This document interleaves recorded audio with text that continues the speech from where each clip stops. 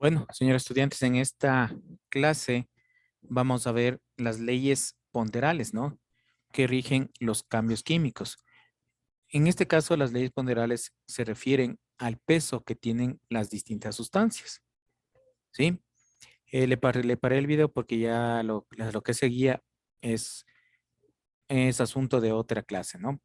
Pero básicamente estas leyes ponderales está relacionada con la naturaleza que rige la transformación de las sustancias, ¿sí? En otras palabras, el peso que tiene cada una de estas sustancias, ¿sí? Y son cuatro leyes, ¿sí? Que fueron establecidas por Lavoisier, Proust, Dalton y Richards. Cada uno de estos dieron su aporte, ¿no es cierto?, para promulgar estas leyes. Y vean, Lavoisier fue que nos indicó un principio fundamental que hasta ahora está rigiendo, ¿no? Que básicamente la materia no se crea ni se destruye, solo se transforma. Entonces, vean, básicamente fue Lavoisier quien nos dio este principio fundamental, ¿no es cierto?, de la materia. No sé si tienen alguna pregunta hasta aquí, por favor.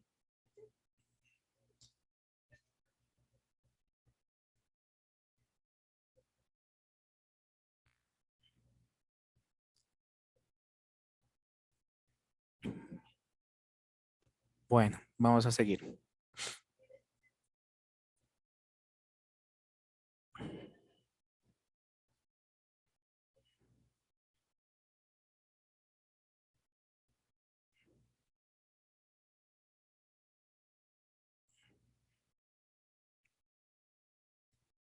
Listo. Entonces, tenemos, les decía, tenemos las tres leyes ponderadas, ¿cierto? La de Lavoisier, Proust, Dalton y Richard. Como les decía, Lavoisier nos dio este principio, que la materia ni se crea ni se destruye, solo se transforma. Pero, ¿qué son las leyes ponderales? Básicamente, vean, son un conjunto de leyes que tienen como objetivo el estudio del peso relativo de las sustancias en una reacción química entre dos o más elementos químicos. Por lo tanto, se puede decir que se divide en cuatro importantes leyes, que ya les dije, ¿no es cierto? ¿Cuáles son estas leyes? Vean, entonces tenemos, ¿no es cierto?, la ley de Lavoisier que decía que la ley de la conservación de la masa, ¿sí? ¿Qué significa esta ley de la conservación de la masa? Tenemos dos sustancias. Ustedes pueden ver aquí en la imagen, ¿no? Una sustancia equivale a 10 gramos, la otra sustancia equivale a 5,6 gramos. Los 10 gramos corresponde al cobre y los 5,6 gramos corresponde al azufre. Podemos o procedemos a realizar, ¿no es cierto?, la reacción específica de esta y me va a dar el sulfato de cobre, ¿sí? Con un peso de 15,6 gramos. Hasta ahí estamos, ¿no? Lo que dice la ley, ¿sí? Que las masas, ¿no es cierto?, o el peso que tienen cada uno de estos elementos se mantienen constante. En el segundo y tercer caso, ¿qué varía? Vean, tenemos 10 gramos de cobre y 7,6 gramos de azufre. Y en la otra tenemos 20 gramos de cobre y 5, ¿sí? 6 gramos de azufre. Como ustedes pueden ver, aquí está variando, ¿no? Pero vean, ¿qué nos dice la ley de la conservación de la masa? Que simplemente sea la cantidad que tengamos para darnos el sulfato de cobre, siempre nos va a dar este peso, 15,6. El resto viene a ser un excedente, ¿sí? Entonces, vean, eso es lo que nos está tratando de indicar a esto, ¿sí? Entonces, vean, aquí tenemos otro ejemplo más claro, ¿no? Para que me entiendan. Tenemos dos átomos, ¿sí? De hidrógeno, ¿sí? En este caso serían cuatro, ¿no? Porque 2 por 2, 4, tendríamos 4 átomos de hidrógeno y 2 átomos de oxígeno. Sumamos los dos y nos da dos moléculas de agua, ¿no es cierto? Como ustedes pueden ver en esta reacción. Pero, ¿qué nos indica esto? ¿Alguien sabe cuánto pesa el hidrógeno?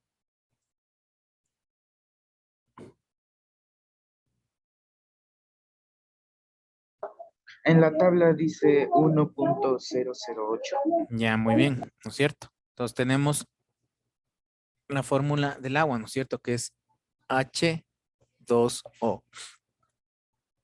Si vamos al peso, el hidrógeno pesaría 2, porque el peso relativo de un átomo de hidrógeno, ¿no es cierto?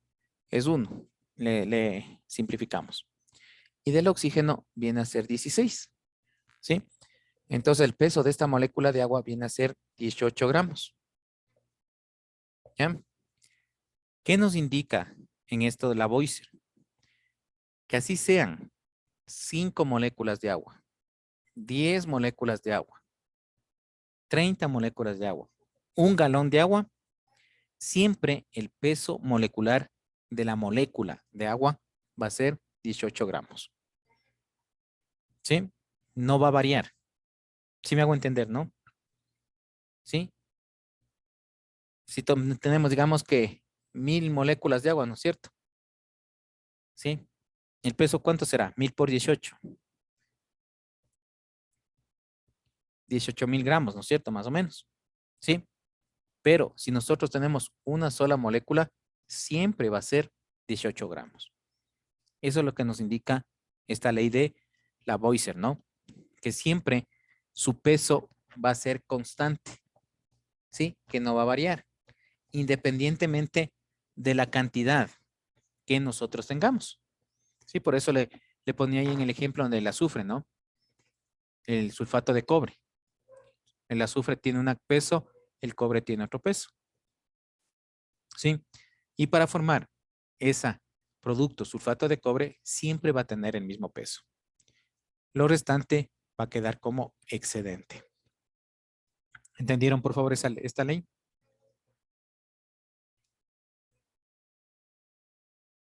Bueno,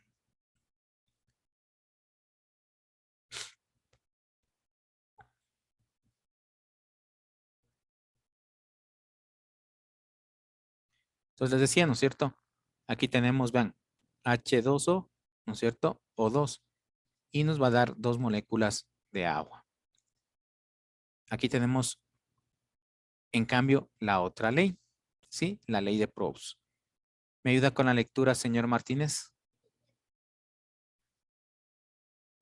Ok, profe. Ley de de las proporciones definidas o de Proust. Cuando dos o más elementos se combinan para formar un determinado compuesto, lo hacen en una relación de peso constante independientemente del proceso seguido para formarlo. Esta ley también se puede enunciar desde otro punto de vista.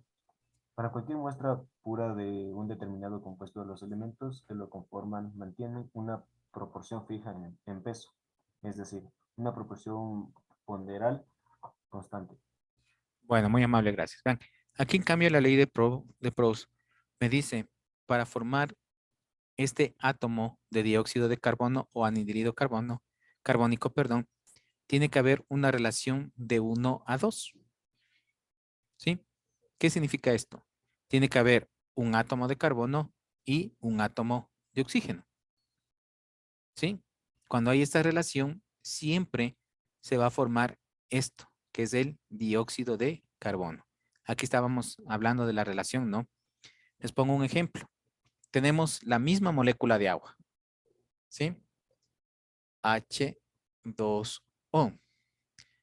¿Qué significa? Que para que se forme la molécula de agua, ¿no es cierto? Vamos a tener 2 átomos de hidrógeno por 1 de oxígeno, ¿sí? Una relación 2 a 1, ¿sí? Siempre se va a formar esto. Pero si yo aumento un átomo de oxígeno, ¿qué creen ustedes? ¿Me va a dar la misma agua? No, No, no es cierto. Me da un compuesto, este compuesto se llama peróxido de hidrógeno, ¿sí? O conocidos en los bajos mundos, ¿no? Como agua oxigenada. Vean, ese es el nombre que nosotros lo conocemos, ¿no? Agua oxigenada. Todos hemos visto el agua oxigenada. ¿Sí? Pero químicamente se llama peróxido de hidrógeno. Aquí están en una relación, ¿no es cierto? De 2 a 2. ¿Sí? 2 átomos de hidrógeno con 2 átomos de oxígeno. ¿Sí? Entonces, ¿qué significa? Que para que se forme el peróxido de hidrógeno, tenemos que tener, vuelvo y repito, 2 átomos de hidrógeno, 2 átomos de oxígeno. ¿Ya? En cambio, si yo aumento aquí, en el hidrógeno, vean, ¿será agua eso? No. No, no es cierto. Entonces aquí va a formar un compuesto que se llama oxono. Oxiono. ¿Sí? Nos da un nuevo compuesto. Entonces, ustedes pueden ver que para que se formen distintos compuestos, ¿no es cierto? Siempre tiene que tener una relación constante. ¿Sí? ¿Cuál es la relación constante en el agua? 2 átomos de hidrógeno, 1 átomo de oxígeno. Siempre tiene que tener eso. En este caso del anhidrido carbónico del compuesto de que está en la imagen es 1 de carbono más 1 de oxígeno. ¿Sí? Por eso dice aquí, se combinan para formar determinado compuesto, lo hacen en una relación peso constante. ¿No es cierto? ¿Sí? Entonces, eso nos quiere decir la segunda ley. Entonces, vean, aquí tenemos, como dice también Proust, los elementos se combinan para formar compuestos en una proporción de masa fija, ¿no? Mucho ojo, por favor, estamos viendo el peso, ¿no? El peso de las sustancias. Dice, el azufre y el hierro se combinan para formar el sulfuro de hierro 2. Entonces, ¿cómo se forma el sulfuro de hierro 2? Por 4 gramos de azufre y 7 gramos de hierro, ¿no? Aquí nos están dando una cantidad. ¿Sí? Si yo pongo 8 gramos de azufre, 7 gramos de hierro, siempre me van a dar ese compuesto, ¿no? Pero vamos a tener un excedente. ¿Sí? ¿Cuál es el excedente? Los 4 gramos de azufre, ¿no? Porque la proporción constante es 4. ¿Sí? Para que se forme este tipo de compuesto. ¿Hasta aquí alguna pregunta, por favor? No, ¿Y si son compuestos de 3 elementos? igual. ¿Sí? Siempre van a estar en proporciones definidas. ¿Sí? Te pongo un ejemplo. El ácido sulfúrico. H2SO4. Para que se forme esto, ¿sí? Tiene que estar formado por 2 átomos de hidrógeno, por el azufre y por el oxígeno. Si vamos al peso, el hidrógeno pesa 1, ¿no? 2. El azufre, no me acuerdo, dame viendo por favor en la tabla periódica. Dice azufre CC 32.064. Ya, 32.064. 0.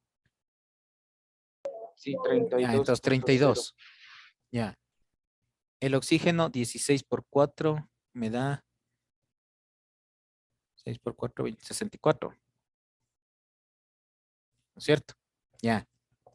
Entonces, si hablamos de peso, sumamos todo eso, ¿no es cierto? 34 más 64. Sería 8,98. ¿Ya? Entonces, el peso del azufre, de este átomo de azufre, siempre va a ser 98 gramos. ¿Ya? Independientemente, si aquí tengo más hidrógeno o más azufre, ¿no? Para formar esta molécula o esta sustancia, necesito 98 gramos, que viene a ser el total. ¿Ya? Entonces, eso quiere decir proporciones definidas de Proust, ¿no? La siguiente ley viene a ser la ley de Dalton, de las proporciones múltiples. Cuando dice, cuando dos elementos se combinan entre sí para formar un compuesto, las masas de uno de ellos que se combinan con una misma cantidad del otro, para dar diferentes compuestos en una relación de números enteros sencillos. Aquí viene, como les decía, en este caso, el peróxido de oxígeno, ¿no? ¿Sí? Si yo sumo otro elemento, ¿no es cierto?, a ese compuesto, me va a dar un compuesto totalmente distinto. ¿Sí? Como ustedes pueden ver aquí en el ejemplo, ¿no es cierto?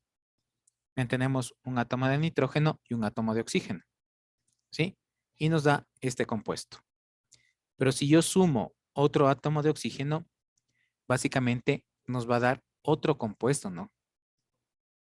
Aquí tienen que tener en cuenta, ¿sí? Que aquí son proporciones definidas, ¿no? En la de Probst. En cambio aquí, obviamente también son proporciones definidas, pero cuando nosotros aumentamos otro, nos da un compuesto totalmente distinto al original. Es como les decía aquí del agua, ¿no? Aumento un hidrógeno y ya me da otro compuesto. ¿Sí? En cambio acá simplemente aumentamos no moléculas, sino peso. ¿Sí? Ponemos 40 gramos de azufre, digamos así. Pero al momento siempre me va a dar el peso atómico de 98. ¿Sí? En cambio aquí sumamos otros elementos y nos da un compuesto totalmente distinto. ¿Sí? Bien. Entonces eso es lo que les decía de Dalton, ¿no? Bien, tenemos el hidrógeno, el oxígeno y forma lo que es el agua oxigenada. ¿Sí? Pero para formar lo que es agua necesitamos en una relación 2:1, ¿no?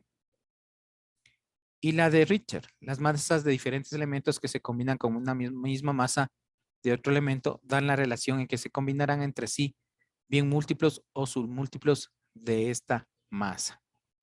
¿Qué nos quiere decir? Vean, aquí tenemos dos compuestos. ¿Sí? ¿Cuál viene a ser la masa recíproca en este caso? La del calcio, ¿no es cierto? Calcio 40 gramos, calcio 40 gramos. Pero vean, aquí sumamos el oxígeno. Y aquí en cambio sumamos el azufre. ¿Sí? Entonces aquí dice que básicamente tenemos dos sustancias, ¿no es cierto? Totalmente diferentes. ¿Sí? Pero con un mismo elemento. Pero si formamos, ¿no es cierto? El óxido del calcio o el sulfuro de calcio, ¿cuál se va a mantener constante? El calcio. Si se dan cuenta. No cambian, ¿no es cierto?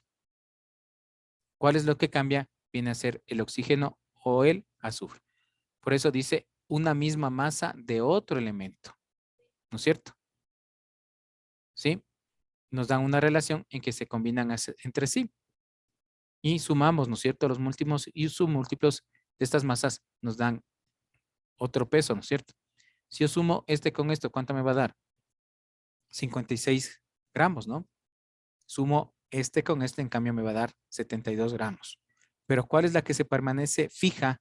Es la masa del calcio. ¿Ya? Entonces, esas son las 4 leyes ponderales, ¿no? ¿Alguna pregunta, por favor? Profe, ¿los pesos son en gramos? Sí, en gramos. O también ustedes pueden encontrar en los libros con estas iniciales.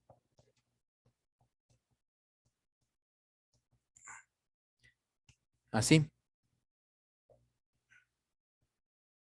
UMA. ¿Sí? Puede ser en gramos, ¿no es cierto? Sí, algunos las ponen solamente así.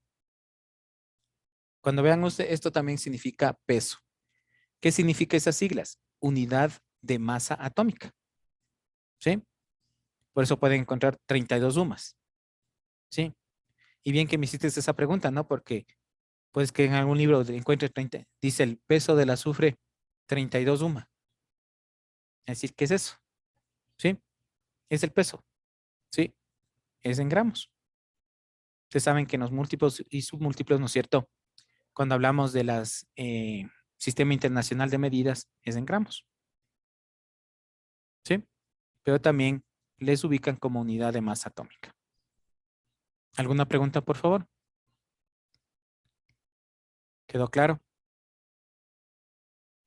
Bueno, entonces hasta aquí terminamos prácticamente lo que es la materia, ¿no? ¿Sí?